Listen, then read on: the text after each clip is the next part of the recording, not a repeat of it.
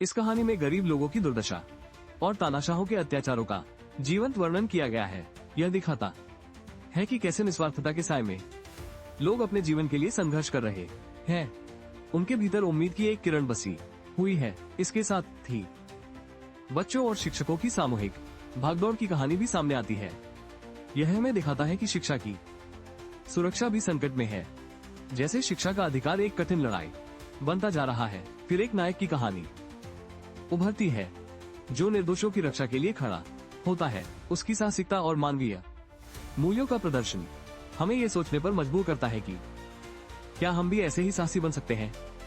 इस नायक के साथ बआचलिन की भूमिका भी प्रस्तुत की जाती है जो ताओ थिया लर्ना के खिलाफ खड़ी होती है। उसकी साहसिकता और क्रूरता को चुनौती इस कहानी में शक्ति और न्याय की तलाश को दर्शाती है। समाज की प्रतिक्रिया भी महत्वपूर्ण है।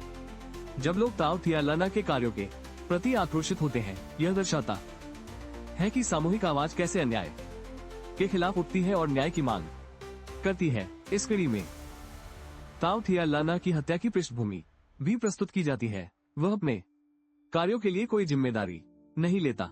ये दिखाता है कि शक्तिशाली होने के नाते वो अपने अपराधों की उचितता को कैसे नकारता है। फिर बात होती है बआचलिन के निर्णय की जो उसके साम्राज्य की सुरक्षा के लिए महत्वपूर्ण है। यह दर्शाता है कि नीतियों के पीछे छिपे हुए खतरों को समझना कितना आवश्यक है और यह कैसे संपूर्ण समुदाय को प्रभावित कर सकता है। बचाव दल के सदस्यों के बीच आपसी संबंध और एकजुटता इस कहानी में महत्वपूर्ण है। उनकी कार्रवाई ये दिखाती है कि कैसे व्यक्तिगत संबंध सामूहिक सुरक्षा को प्रभावित कर सकते हैं और एकजुट होने पर वे कितने बलशाली बन सकते हैं। इसके साथ ही मॉडलिंग और नैतिकता के बीच का संघर्ष पात्रों के निर्णयों को आकार देता है। यह संघर्ष उन्हें एक दूसरे के प्रति अपनी जिम्मेदारियों के बारे में सोचने पर मजबूर करता है और उन्हें नैतिक दुविधाओं का सामना करना पड़ता है। जब दुश्मनों से मुकाबला करने की बात आती है तो विश्वास और एकता का महत्व और भी बढ़ जाता है।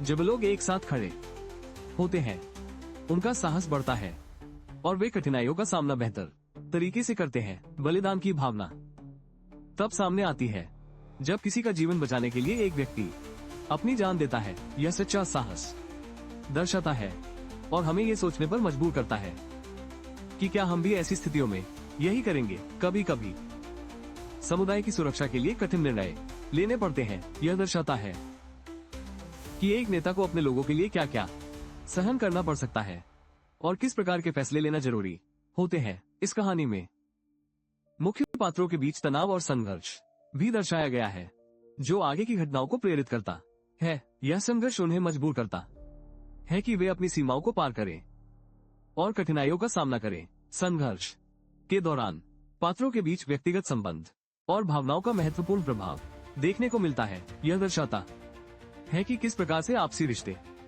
और भावनाएं इनके निर्णयों को प्रभावित करती हैं। अंत में वीडियो में दिखाया गया है कि कैसे जनता एकजुट होकर अन्याय के खिलाफ उठ खड़ी होती है और सत्ता को चुनौती देती है। यह एक प्रेरणादायक संदेश है जो हमें बताता है कि जब हम एकजुट होते हैं तो हम किसी भी अन्याय का सामना कर सकते हैं।